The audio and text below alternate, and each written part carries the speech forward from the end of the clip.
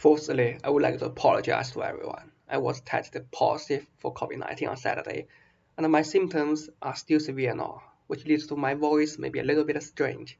I'm so sorry. I cannot show my best form. Okay, welcome to my project presentation.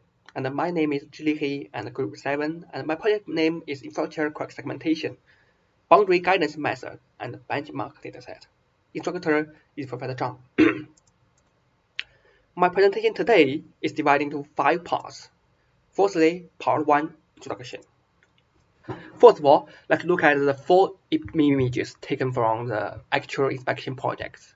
And for figure 1 is cable inspection, and the workers' working height is more than 100 meters, and they have high safety risk. And that is underwater structure, and it has large blind area. That is high peer inspection is inefficiency. And the last one is bridge inspection. We have to use too many complicated devices. So, in general, there are 5 sore points for current methods. Too much inspection blind area, high labor cost, low inspection efficiency, high security risk, and the last one is uncertainty due to subjectivity of engineers. On the other hand, the current situation is that extensive infrastructure needs effective inspection and diagnosis. So there is a sharp contradiction between the current methods and the current situation. It caused that there were too many collapse accidents due to negligence inspection and failure to repair. So we can see that in Taiwan 2019, Wuxi 2019, and Changsha 2019, too many people died because of buildings and bridges collapsed. So there is an urgent need, that is, a new generation of accurate, intelligent, and convenient security diagnosis technology. So I want to ask, what is the new technology? We all know that the rapid development of AI technology has brought disruptive solutions to various industries, such as ChatGPT or GPT-4 developed by OpenAI. I believe all of you have already witnessed its magic. And so we can know that the most promising and inevitable solution is introducing AI into infrastructure inspection to empower security diagnosis and solve bottleneck problem. Because among multiple structural damage, cracks, and this is cracks, are one of the main forms, and the characteristics of cracks such as length, width, and density are also important indicators of structural performance degradation. And this research focuses on intelligent crack inspection. Based on AI, we don't need complex manual measurement anymore, and just a neural network can achieve end-to-end pixel-level crack segmentation. Okay, let's move on to next part, make a dataset. We all know that the performance of models is highly dependent on data as a data-driven technology. So, however, almost all the images in the notable datasets are asphalt pavement cracks, such as Dataset in 2019 and Crack 500 in 2020. However, steel structures are one of the most common forms, such as steel bridges and steel high-rise buildings, and they're extremely prone to fatigue cracks during their services. And we can see that in these 2 images, and there are 2 long cracks. So we know that we need a high-quality steel crack dataset. Therefore, I make a dataset. Firstly, I prepare images with cracks, and then I make pixel-level manual labels. I have to say it is a time killer, and I spend most of time this semester doing this work. And then there are some simple data augmentation strategies. And firstly, I rotate 90 degrees, 180 degrees, and 270 degrees. And then I flip images vertically. And then I rotate the images again. Step 4, crop small patches from images and labels. And crop size is 512 times 512. And the last one step is that I shuffle the datasets and take the top 3,300 images to be the training set, and take the remaining images to be the validation set. And then I repeat step 1, 2, 3 to step 5 and get the test set including 530 images. I believe in next month I will publish the dataset on the GitHub website. Okay, let's move on to the part 3 and the core part, methodology. Firstly is the research background. We all know that AI is the next generation technology, and so there are so many research papers related to correct identification using AI, and I searched correct in the top journal named Automation in Construction, and its IF is more than 10 points. And we know that in 2021 it published 110 papers, 2022 it published 164 papers, and in 2023 it has published more than 40 papers. By researching these papers, I know that the core idea of these papers are that they just use cutting-edge saving models to identify corrects, such as transformers, all kinds of engine modules, and all kinds of backgrounds. However, they neglect the intrinsic characteristic of corrects themselves. We know that if we want to solve one problem truly, we must understand it. So, what is the intrinsic characteristic of corrects? I will show you. I think it is that cracks can be covered into edge area and internal area, as shown in this figure A. However, in these too many papers, and almost no one has considered the edge of cracks. On the other hand, we can see figure B. We know that edge information is always adopted to help us distinguish, identify, and locate objects. If you want to locate the head of this panda, we will use the edge information inevitably. And I have draw a red line for the edge information. And if you want to identify the head, we will use the red line. And in computer vision, we all know that edge information is helpful and useful. Some researchers have substantiated that integrating boundary features can improve models' perception accuracy and generate more accurate segmentation images, such as SARN in 2019 and decoupled SegNet in 2020. So, a question. Can we integrate edge information into crack identification? With this question in mind, I have made some attempts, and I propose a model named Boundary Guidance Crack Segmentation Model, shortly BGCrack. And it includes 4 stages: Stage 1 backbone, Stage 2 boundary feature modeling, Stage 3 global feature modeling, and Stage 4 feature joint optimization. And the data will be fed into Stage 2 and Stage 3 after passing through the Stage 1.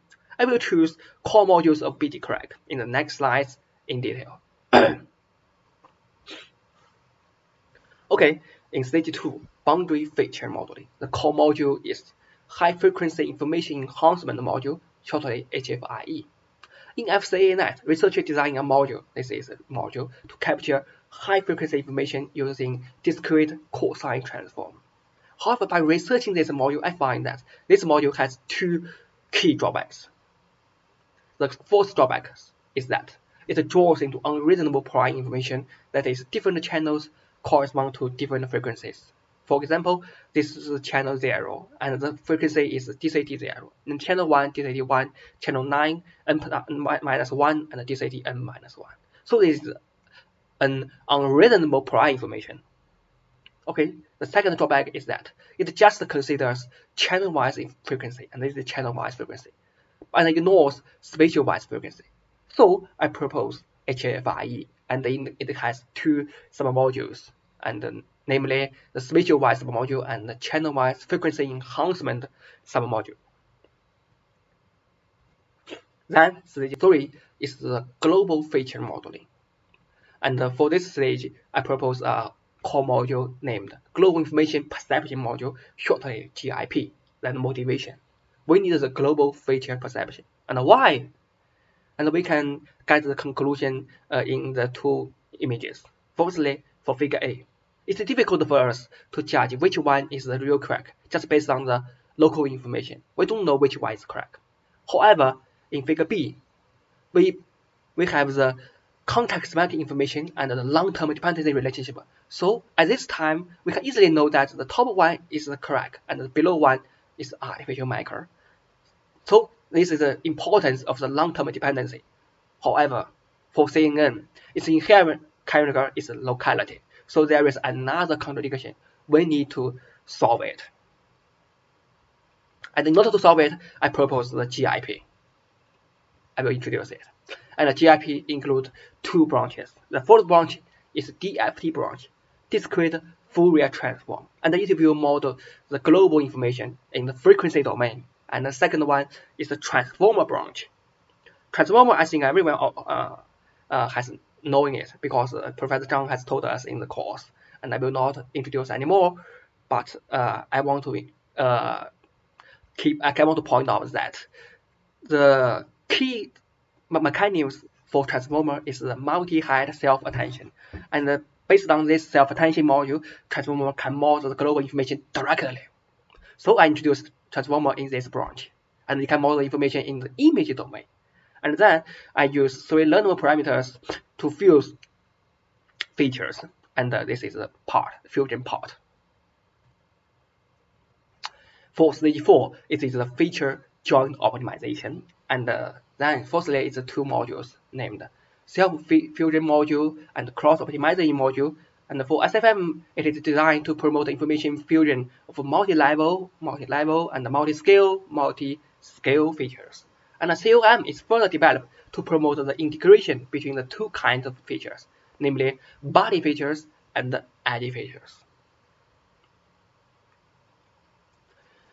After features passing through the SFM and COM, they will be fed into FFM, namely Feature Fusion Model. FFE is for edge features, and FFB is for body features. And 2 FFMs are proposed to align the spatial dimensions, namely recover the size from this to h times w.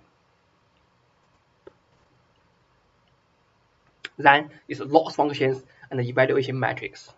BCE loss and dice loss apply to jointly train the network. And BCE loss is a pixel level loss function, and dice loss is an image level loss.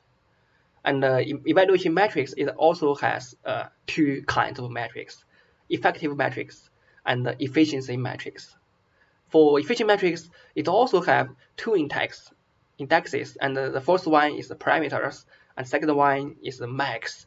Namely, the max is double to assess the net computational expense. And for the specific meaning of these metrics, you can refer my project report. Okay, let's move on to the 4th part, experiments.